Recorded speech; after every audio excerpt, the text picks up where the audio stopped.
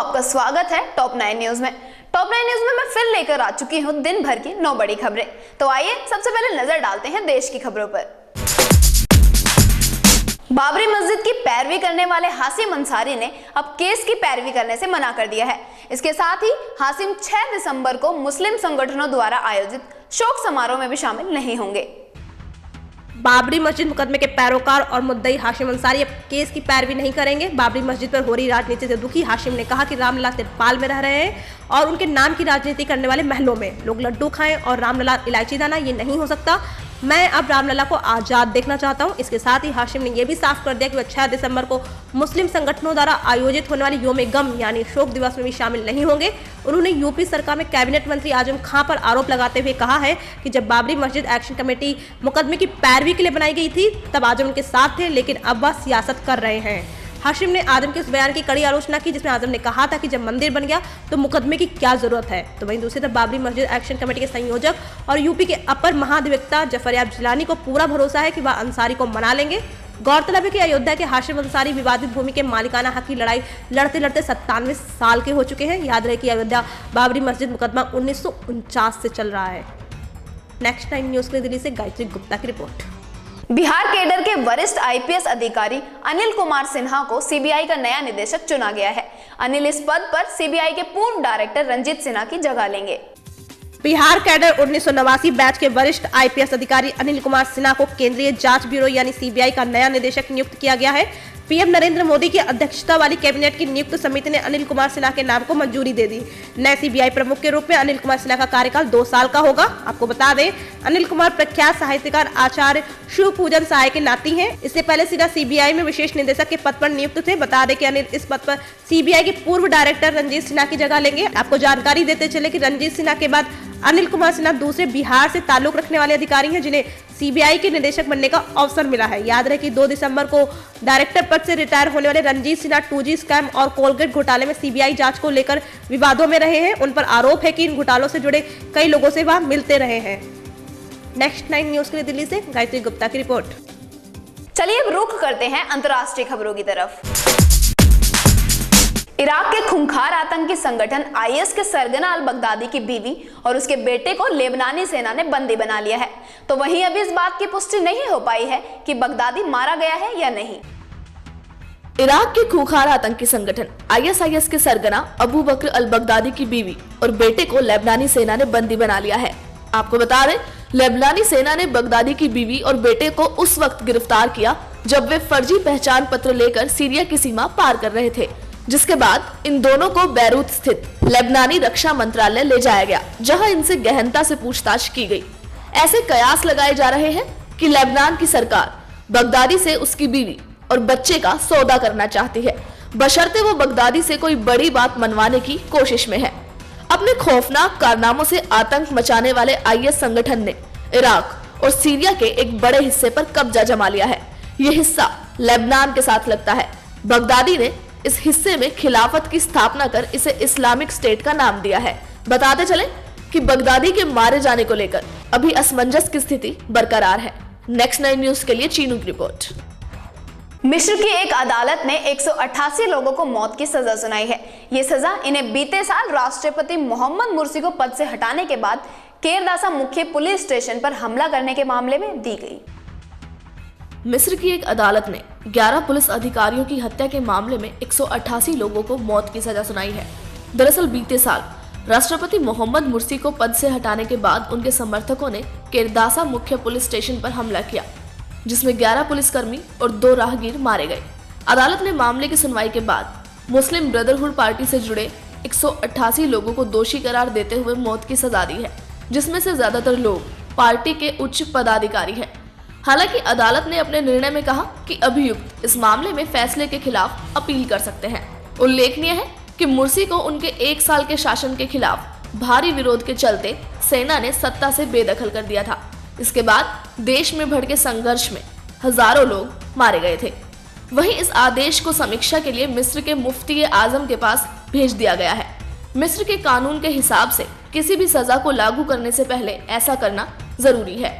हालांकि मुफ्ती का निर्णय अदालत के लिए कानूनी रूप से बाध्यकारी नहीं है। अदालत ने कहा है कि सजा की पुष्टि 24 जनवरी को की जाएगी। नेक्स्ट 9 न्यूज के लिए चीनू की रिपोर्ट। धर्म के नाम पर अक्सर देश में लड़कियों के साथ छेड़छाड़ के मामले सामने आते रहते हैं, लेकिन अब लगता है कि इस तरह के कारनामे विदेशों में भी अपने पैर पसारते जा रहे हैं। देखिए हमारी ये रिपोर्ट। धर्म और आस्था में विश्वास रखने वाले भारत जैसे देश में अभी आसाराम, नारायण साईं और रामपाल जैसे संतों के कारनामे ठंडे नहीं पड़े थे कि ऑस्ट्रेलिया में एक ऐसे ही बाबा के काले करतूतों की चकित कर देने वाली घटना सामने आई है।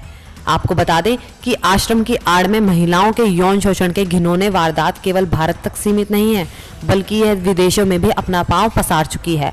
दरअसल घटना ऑस्ट्रेलिया की है, जहां यौन दुराचार के ऐसे ही मामले में एक जनसुनवाई हुई।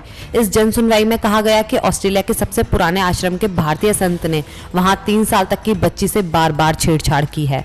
केवल इतना ही नहीं, बाबा ने शिकायत करने पर उन्हें जान से मारने की धमकी भी दी। उल्लेखनीय है कि खबर के मुताबिक आश्रम और उसके प्रमुख अखंडानंद सरस्वती के खिलाफ आयोग ने जांच करके पाया गया कि आश्रम में रहने के दौरान 11 बच्चों से दुराचार किया गया। नेक्स्ट 9 न्यूज के लिए पायल गुडियाल की रिपोर्ट। आइए अब नजर डालते हैं खेल की ओर। नम आंखों से आज ऑस्ट्रेलियाई क्रिकेटर फिलिप ह्यूज को अंतिम विदाई दे दी गई। आपको बता दें कि फिलिप के अंतिम संस्कार के दौरान क्रिकेट जगत की कई बड़ी हस्तियां मौजूद थी। ऑस्ट्रेलियाई क्रिकेटर फिलिप ह्यूज का आज अंतिम संस्कार किया जा चुका है। आपको बता दें कि न्यू साउथ वेल्स में उनके गृह नगर मैक्सविले में उन्हें आखिरी विदाई देने के लिए क्रिकेट जगत से जुड़ी कई बड़ी हस्तियों ने शिरकत की। दरअसल 27 नवंबर को अचानक क्रिकेटर फिलिप ह्यूज की मौत के बाद पूरे ऑस्ट्रेलिया ने उन्हें आखिरी विदाई दी। सिडनी के जिस मैदान पर फिलिप ह्यूज को बाउंसर लगी थी, उसके आसपास हर जगह उनकी यादें दिखाई दे रही हैं। बताते चले कि ह्यूज को आखिरी विदाई देने के लिए क्रिकेट जगत से करीब 300 से 400 के बीच पूर्व खिलाड़ी और अधिकारियों ने शिरकत की थी। तो वहीं ऑस्ट्रेलियाई कप्तान माइकल क्लार्क ने अपने प्रिय मित्र फिलिप ह्यूज की अर्थी को कंधा दिया। ह्यूज की मौत के बाद सिर्फ ऑस्ट्रेलिया ही नहीं, बल्कि पूरा क्रिकेट जगत मायूस और उदास है। इस दुख में लगातार शामिल टीम इंडिया के कप्तान विराट कोहली के साथ कोच डंकन फ्लेचर और director of cricket Ravi Shastri भी ह्यूज के अंतिम संस्कार में शामिल हुए। नेक्स्ट 9 न्यूज के लिए नीतू की रिपोर्ट। आईसीसी ने ऑस्ट्रेलिया और न्यूजीलैंड में होने वाले 2015 विश्व कप के लिए मैच अधिकारियों की 25 सदस्यीय टीम की घोषणा कर दी है, जिनमें 4 विश्व कप विजेता भी शामिल हैं।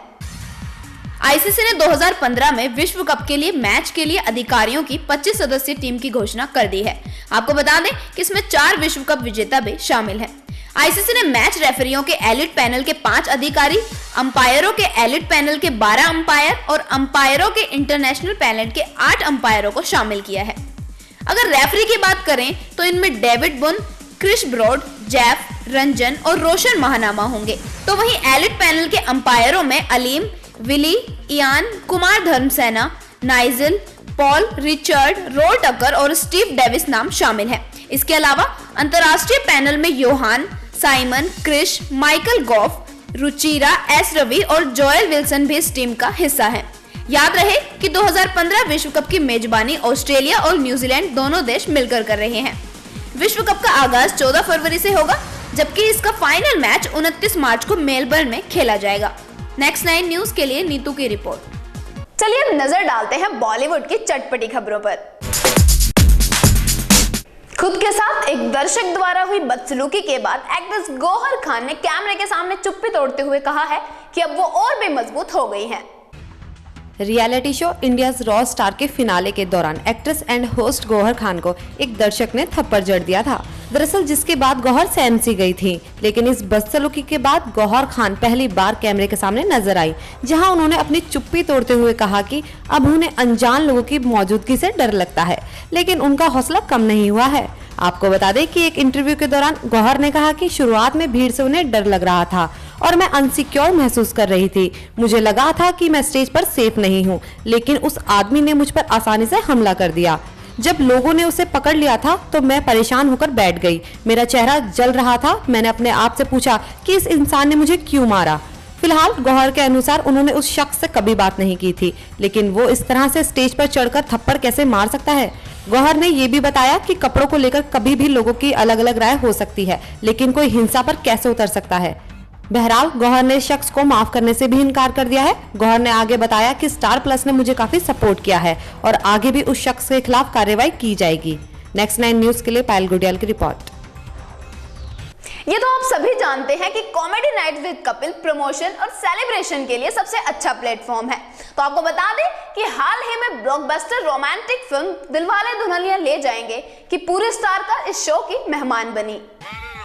Comedy show comedy night with Kapil में कोई ना कोई बड़ी सेलिब्रिटी अपने फिल्म के प्रमोशन के लिए आती रहती है, क्योंकि ये प्लेटफॉर्म है ही प्रमोशन और सेलिब्रेशन के लिए एक शानदार प्लेटफॉर्म।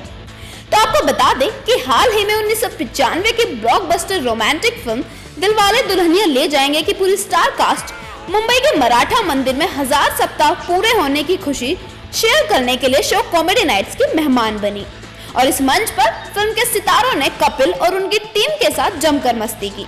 इस दौरान उन्होंने फिल्म से पुरानी यादें भी ऑडियंस के साथ शेयर की। दिलचस्प तो ये है कि DDLJ के सितारों से सजे यह एपिसोड दिसंबर के अंत तक दिखाया जाएगा। नेक्स्ट 9 न्यूज के लिए नीतू की रिपोर्ट।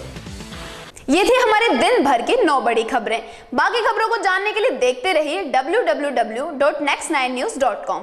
नमस्कार।